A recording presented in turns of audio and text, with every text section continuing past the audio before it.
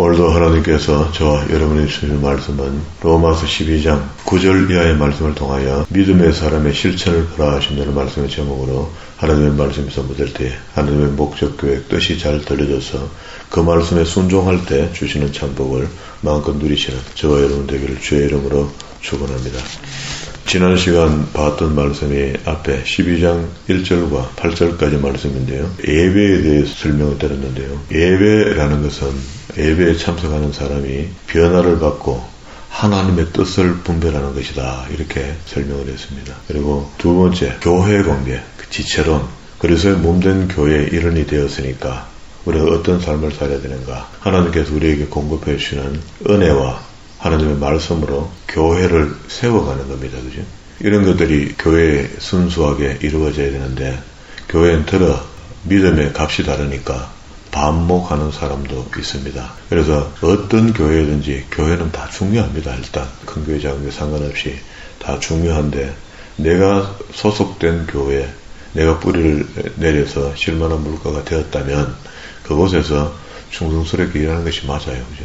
맞으니까 하나님 주신 자기 각자 은사가 있고 사명이 있고 또 배운 말씀을 통하여 교회를 잘 섬겨나가는 것이 복된 길이다. 그래서 잘 안 섬기면은 복된 길이 안 되는 거죠. 그렇잖아요. 논리가 그렇잖아요. 그리고 오늘 여기 세 번째 주제로요. 거룩한 성도가 되었다면, 믿는 사람이 되었다면 이웃 관계는 어떻게 하는 것이 옳은가. 이렇게 저렇게 눈치껏 요령껏 이렇게 살아도 좋지만 그건 옛날 믿음이 없을 때의 삶이고 오늘은 우리가 믿음의 사람으로 살기 때문에 성경이 명령하는 대로 우리 나를 굴복시키고 순종시켜야 됩니다. 그래서 내가 잘 안 되더라도 내 성질대로 사는 것이 아니고 하나님 말씀에 순종하는 삶을 살아들어야만이 내게 주시는 복도 영원롭지 않겠습니까?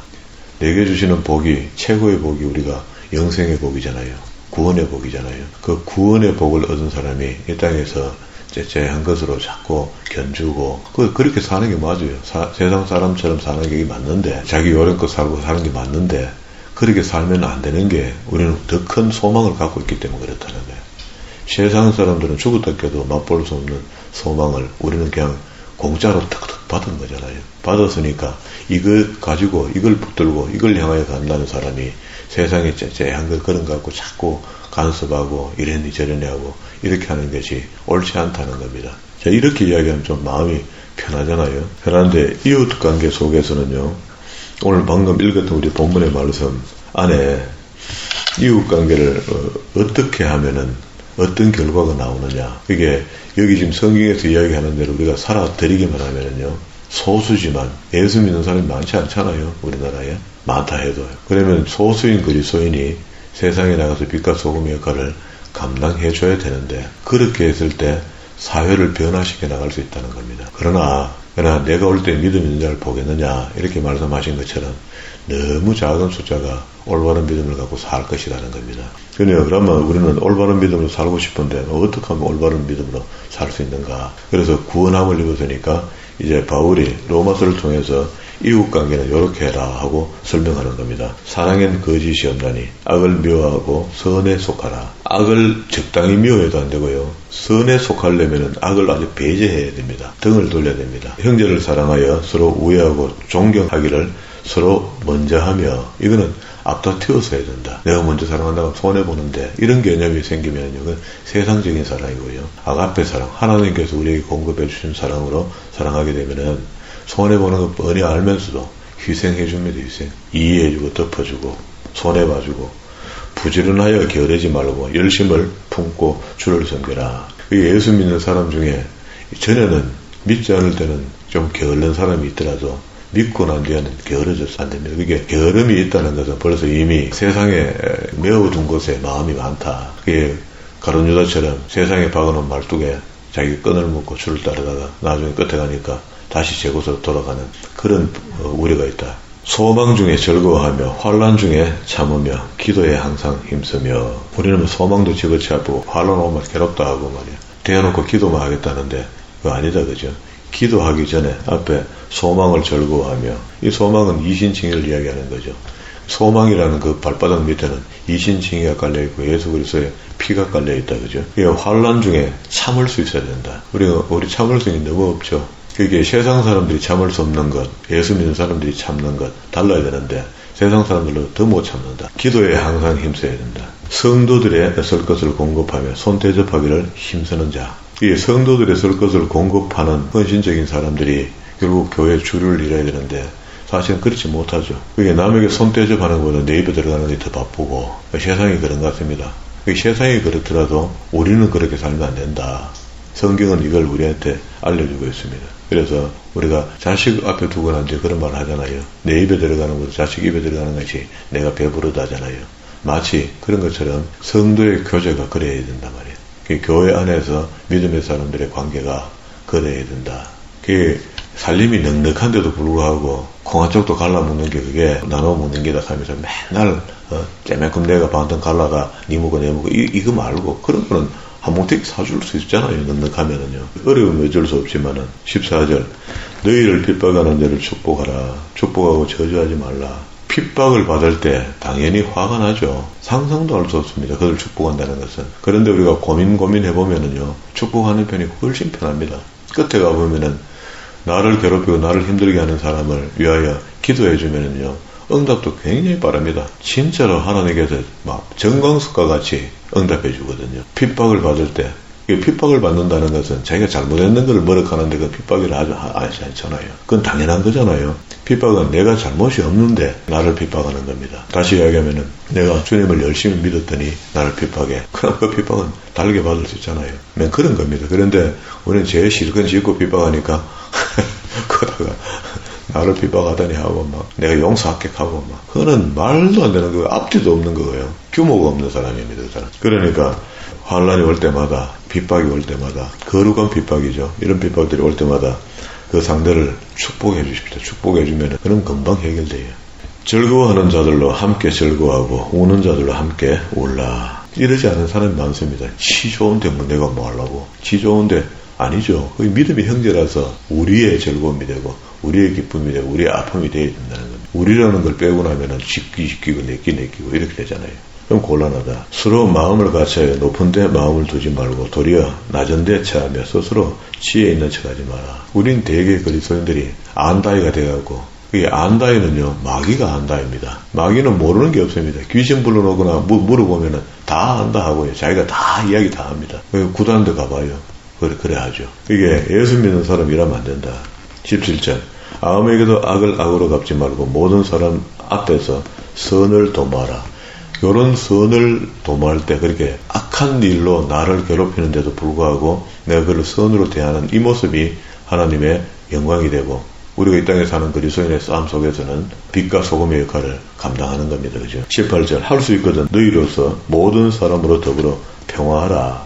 샬롬하라. 그리스도인이 가는 곳에는 항상 평화가 깃들 수 있도록 그렇게 살아가는 겁니다. 그런데 이 사람 가기만 가면 트러블이야. 문제가 생겨요. 그럼 곤란하죠. 그러니까 옳은 그리스도인이 못된 겁니다. 물론 차후에 열심히 신앙생활을 해서 믿음이 성장해서 경륜에 이르기까지 가면 좋죠. 좋은데 그렇게 된 사람들은요. 평생을 그렇게 살다 가는 사람들이 수가 더 많거든요. 확률상으로 어렵다는 겁니다. 19절 내 사랑하는 자들아 너희가 친히 원수를 갚지 말고 진노하심을 맡기라. 진노하심은 하나님 진노를 이야기하는데 기록되었을 때 원수 갚는 것은 내게 있으니 내가 갚으리라. 신명기 32장 35절에 있는 말씀을 짧게 인용했습니다. 이게 모든 원수는 우리 사탄이죠. 사탄의 문제는 하나님이 해결하지 우리가 해결 못합니다. 그러니까 하나님이 갚아주시도록 놔두라는 겁니다. 20절 원수가 줄이거든 먹이고 목마르거든 마시오라. 그럼 자 19절에 있는 말씀처럼 원수 갚는 것은 내게 있으니 주님께서 해결하도록 놔두라는 건데 이게 하나님 뜻인데 밑에 내려오니까 내 원수가 줄이거든 이렇게 얘기해요. 원수가 줄이거든 먹이고 목마르거든 마시오라. 이런 배려를 하라는 거죠. 속 터지죠. 그러시면 이렇게 하라는 겁니다. 이게 명령이야. 이렇게 살면 우리가 평안하다는 겁니다. 우리는 생각이 그렇죠. 원수는 바로 대적해야 되고 예수 이러면 사단아 물러가라 하고 막 국박 찔러야 되는데 그거보다 한 수준 높은 게 그가 필요한 것을 줄 수 있는 마음이다. 베풀 수 있는 마음이다. 그러면은요 악을 선으로 이기게 되는 거잖아요. 21절에 악에게 지지 말고 선으로 악을 이기라.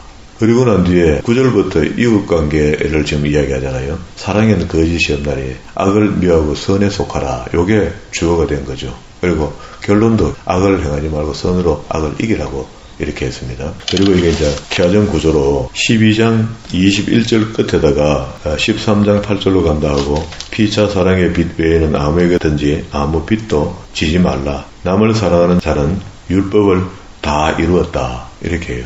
우리는 율법의 완성, 그리스도가 오셔서 율법을 완성시켰다 하는 개념을 이해를 잘못해갖고 율법은 끝나고 복음시대가 열렸다라는 개념으로 자꾸 이해해서 그런데 그리스도께서 오셔서 전한 복음은요, 율법을 능가하는 사랑의 법을 우리에게 준 거거든요. 율법만 지켜도 우리가 구원함을 입을 판인데 예수 그리스도의 희생 양이 되어주심으로 그를 믿는 자는 다 구원함을 입는데 그를 믿는 자는 다 구원함을 입은 사람이라면 반드시 그 속에 그리스도의 사랑이 나타날 수 있도록 이렇게 되어 있다고요. 예수님이 자기를 희생시키면서 사랑을 표현하고 우리를 대신해 죽으셨으니까 그를 믿는다는 사람은 당연히 그분의 사랑이 내한테 전가될 수 있다는 겁니다. 그래서 예수 믿는 사람은 그전에는 그런 게 없었는데 예수 믿고 나니까 그 예수의 흔적이라는 것이 사랑의 표현으로 나타난다. 그래서 이 말의 결론이 10절에 사랑은 이웃에게 악을 행치 아니하나니 그러므로 사랑은 율법의 완성이다. 이렇게 이야기했습니다. 그러면은 마태복음 5장 17절 이하에 내가 율법을 폐하러 온 것이 아니다. 계명을. 그리고 완성시키러 왔다 하는 말씀이 여기 너희가 피차간에 이웃간에 예수 믿었다면 서로 사랑해라 그런 거죠. 그래서 악을 악으로 갚지 말고 악을 선으로 이기도록 해라. 그것이 명령이고 그렇게 할 때에 율법의 완성이 된다는 겁니다. 왜? 사랑의 표현이니까. 이것저것 따질 일이 아니고 그의 잘못을 덮어주고 이해하고 안아주고 사랑으로 대해주면은 네가 했던 행동 그게 율법의 완성이 되는 것이다. 그리고 율법은 절대 폐한 적이 없습니다. 폐하러 안 왔다고 이야기하는데도 폐했다는 거예요. 형식적 이런 것들이 마침이 되고 드디어 이제 그리스도를 통해서 사랑의 법, 그렇게 성령을 통해서 사랑이 우리 속에서 실천되어져 갈 수 있도록 살아가는 것이 그리스도인들의 삶이다.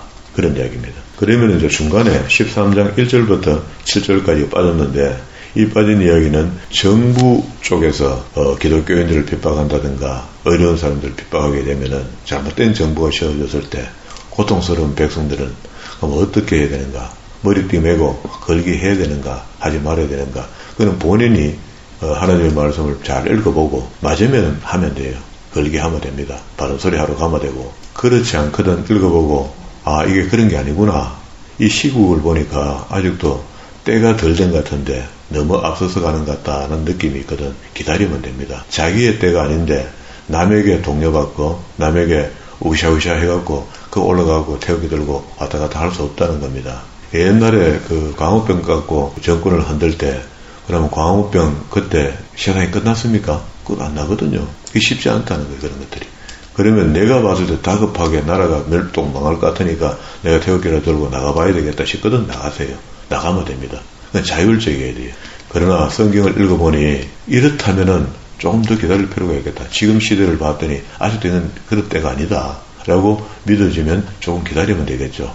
비겁한 게 아닙니다. 그리스도인이라면 말이야. 하나님의 말씀에 순종하는 의미에서 읽어보면은 내가 어떤 노션을 취해야 될 것인가. 지금 우리가 시대가 이런 시대의 흐름을 타고 여기까지 왔잖아요. 각 사람은 위에 있는 권세들에게 굴복하라. 권세는 하나님께로 나지 않음이 없나니 모든 권세는 다 하나님이 정하신 바라. 여기에 모든 것이 다 숨어 있습니다. 예를 들어서 로마 시대 같으면은 로마 황제를 세운 것이 기독교인으로 봤을 때는 하나님이 그 로마 황제를 세워놨다는 거예요. 다니엘서 보면은 역사 순이 있잖아요. 바벨론 시대, 그 헬라 시대, 그 다음에 로마 시대 내려오잖아요.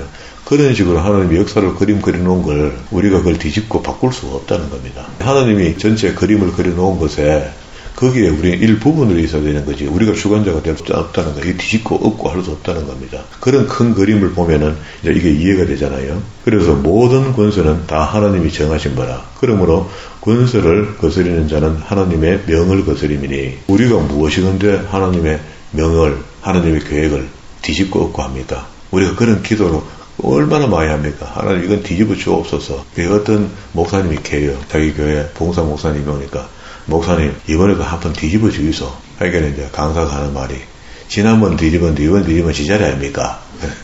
그게 뒤집는 거 좋아하잖아요. 한번 엎었으면 좋겠다 싶은 거라. 그런데 그렇지 않습니다. 하나님의 뜻이 잘 세워지는 것을 그게 바른 길이고 원하는 길이어야 되는데 우리는 내 생각이 내 뜻대로 내 생각대로 되는 것을 뒤집는다 생각하거든요. 답답지만은 하나님의 뜻이 이거라면 그 기다리는 겁니다. 관원들은 선한 일에 대하여 두려움이 되지 않고 악한 일에 대하여 되나니 내가 군수를 두려워하지 아니하느냐. 그는 하나님의 사자가 되어 내게 선을 이루는 자니라. 그러나 내가 악을 행하거든 두려워하라. 그가 공연히 칼을 가지지 아니하였으니 그요 뭔가 저항을 하려고 하니까 칼을 가지는 거 아닙니까? 그게 저항할 때가 아닌데 저항하면 손해보는 거죠. 근데 그런 사람들이 희생이 있어 뒤에 사람이 영광을 맛본다 이렇게 표현하면 할 말 없는 거예요 사실. 그래서 어느 때 내가 개입해서 그 일을 효과적으로 역할을 할 것인가 이거는 자기 믿음에 달린 겁니다. 먼저 해도 후회 없어야 되고 뒤에 해도 후회 없어야 되네요. 어느 그 시점이 있다고.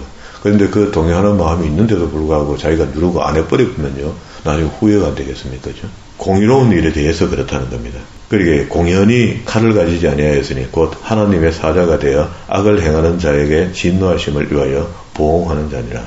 그러므로 결론입니다. 굴복지 아니할 수 없으니 노를 인하여만 할 것이 아니요 양심을 인하여도 할 것이라. 우리가 해야 될 것인가 말해야 될 것인가 분노만 갖고 해야 될 일이 아니고 양심도 물어봐야 된다는 거예요.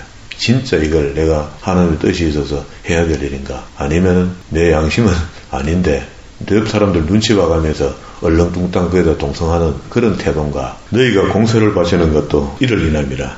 저희가 하나님의 일꾼이 되어 바로 이 일에 항상 힘쓰니라. 모든 자에게 줄 것을 주되. 그러면 이제 우리가 보면 현 정부죠. 현 정부가 삐딱아야 한다고 세금 안 내고 있어봐요. 가산이 다 압류당하고 경매에 날아가 버리죠. 공세를 받을 자에게는 공세를 바치고 국세를 바칠 자에게는 국세를 바치고 두려워할 자를 두려워하며 존경할 자를 존경하라. 지금 대통령이 이래저래 불만이 있다고 대통령을 갖다가 모함하고 욕하고 옷에 유튜브 얼마 전에 또 그렇게 윤석열 대통령을 모함하다가 1년인가 뭐 징역받고 구속돼 버렸죠. 법정에서. 그렇게 된다는 겁니다. 요렇게 해라. 존경할 자 존경해라. 요게 지혜로운 사람이고 그리스도인들의 삶이다. 그런 이야기입니다. 그리고 다시 11절로 넘어왔습니다. 그럼 첫 번째 이웃과의 관계는 어떻게 할 것인가 하고 그 결론은 사랑인데 그 사랑의 완성은 율법의 완성이라 이렇게 이야기했습니다. 심각한 이야기죠. 그게 사랑하면 다 끝난 줄 알았더니 그게 율법의 완성이 사랑이라는 걸 설명했으니까 우리가 율법을 아무것도 안 지키고 율법 모르는데 어느 날 사랑을 딱 했더니 그냥 완성되어버렸다. 이럴 건 없습니다. 이게 율법에 충실해야 되는 것이 성경 창세기부터 계시록까지 말씀에 충실한 사람. 그런 사람이 하나님의 사랑도 알고 그리스도의 사랑도 이해가 되고 그저 성령의 도우심도 깨닫게 되고 그런 거 아니겠어요? 자, 그리고 11절에 또한 너희가 이 시기를 알거니와. 자, 그러면 개인적인 관계들은 어떻게 해야 될 것인가? 이는 이제 우리의 구원이 처음 믿을 때보다 더 가까웠다. 2000년 전에 이렇게 이야기했죠. 오늘 같으면 더 가까워졌겠죠. 더 가까워진 겁니다. 밤이 깊고 낮이 가까웠으니 그러므로 우리가 어두움의 일을 벗고 빛의 갑옷을 입자. 빛의 갑옷 이렇게 하면 진리의 갑옷이 되는 것이고 하나님의 말씀에 준한 삶을 살자. 그런 말입니다. 그리고 13절 낮에와 같이 단정히 행하고 방탕과 술 취하지 말며. 이 술 취하는 것은 먹는 술도 이야기되지만 세상에 어떤 여러 가지 다양한 것들 우리한테 미혹하는 것들 있잖아요. 그런데 흔들리지 말자. 음란과 호색하지 말며 정투와 시기하지 말고 이런 세상에 따라갈 수 있는 다양한 보암직, 먹음직도 하는 이런 것들을 따라가는 것이 아니고 오직 결론입니다. 14절 주 예수 그리스도의 옷을 입는다는 것은 의의 옷도 될 수 있을 것이고 거룩의 옷도 될 수가 있을 것입니다. 그러면 예수 그리스도를 영접하고 난 뒤에 그리스도를 믿었으니까 나 구원받으니까 난 내 멋대로 살겠다는 개념을 우리 속에 자꾸 두면은요 내 삶은 자꾸 괴로워지는 겁니다. 그리고 구원은 자꾸 멀어져 버려요. 그러지 말고 예수 그리스도를 영접했으니까 믿었으니까 그리스도는 우리에게 아무 공로를 요구하지 않고 믿는다는 그 말에 너 구원받아 라고 인친하여 줬으면 그 인친하여 준 대가의 삶을 우리가 살아가야 안 되겠습니까? 뒤늦게라도. 그거는 달라 하는 것이 아니고 우리는 자발적으로 구원에 그게 천국 갈 사람의 삶을 이 땅에 남아있는 시간 동안에 살아드리는 것이 최소한의 예의가 아니겠습니까? 신께 대하는. 그런데 우리는 거기에 대해서 너무 박철한 것 같아요. 그게 믿었으면 끝났는데 그러고 마음대로 사는 것 같아요. 그리고 들어는 가다가 보면 자기 양심도 속여가면서 이래서 살다가 저래서 살다가 이렇게 사는 것 같아요. 그러면 안 되고 예수 그리스도를 믿고 구원함을 입었으니까 그게 너무너무 감사해서 하나님이 도대체 어떤 분인가 구약 성경을 통해서 하나님을 배우게 되고요. 신약 성경을 통해서 그리스도를 만나게 되고 또 성령님의 도우심을 통하여 성경 전체가 다 하나님께서 우리에게 주신 말씀이구나. 주시면 뭐합니까? 그 말씀대로 배워서 행하도록 살아가도록 도와주기까지 성령은 우리에게 해줄래 하는데 우리가 거절하면은요 성령은 인격이기 때문에 절대 우리에게 이래라 저래라 안 가거든요. 그러면 우리가 손해보는 거죠. 잘못되면은 손해보는 거 아닙니까? 실컷 믿고 믿는다는데 혼자 믿음으로 사는 거라. 믿는데 성경적 믿음으로 살아야 결론이 나올 거 아닙니까? 그 믿음이 빛날 거 아닙니까? 근데 믿음이 빛나도록 이 땅에서 세상 사람들 더불어 여기 방금 단정히 행하고 방탕한 술 취하지 말며 음란과 호색하지 말며 쟁투하지 이런 식으로 살면서 어떻게 천국을 바랍니까? 없는 겁니다. 그러지 말고 오직 주 예수 그리스도의 거룩한 옷을 입고 정욕을 위하여 육신의 일을 도모하지 말라는 거예요. 우리는 이미 예수 믿는 그날부터 사실은 몸은 여기 살고 있지만 우리의 모든 본체, 등기부 등본 같은 이런 것들 전부 다 주소가 천국으로 바뀌었다는 겁니다. 몸만 여기 와 있다는 거지. 그러니까 그 바뀐 주소에 걸맞는 사람으로 살아가는 것이 우리 성도의 삶이다. 오늘 여기까지 정리했습니다. 처음에는 이웃관계는 어떻게 해야 될 것인가? 그게 사랑인데 그 사랑의 완성은 율법의 완성이 10절에 사랑은 이웃에게 악을 행치 아니하나니 그러므로 사랑은 율법의 완성이 된다. 우리가 생각하는 건 좀 다르죠. 악을 악으로 대적하고 그게 법인데 그 법이 아니고 악을 선으로 대하는 것이 사랑의 법입니다. 그 사랑의 법이 율법의 완성이라 했고요. 그리고 정보의 관계는 성경에 기록된 대로 잘 읽어보고 내가 어떤 모션을 취할 것인가 정하면 되겠고 그리고 세 번째 개인적인 관계는 어떻게 살라고요? 거룩한 옷을 입어라. 그리고 세상 일을 도모하지 마라. 세상에 탐닉한 그 운선의 보기가 좀 멋있게 보이지 아무 내용도 없는 거다. 그러니까 그런 걸 일찍이 내어버리고 거룩한 옷을 입고 거룩한 성도의 삶을 살아가라. 이게 구원받은 사람이 해야 될 덕목이라기보다는 이건 필수입니다. 필수. 이렇게 살아서 마지막 날 주님 앞에 설 때 조금도 부끄러움이 없고 착하고 중년종으로 칭찬받는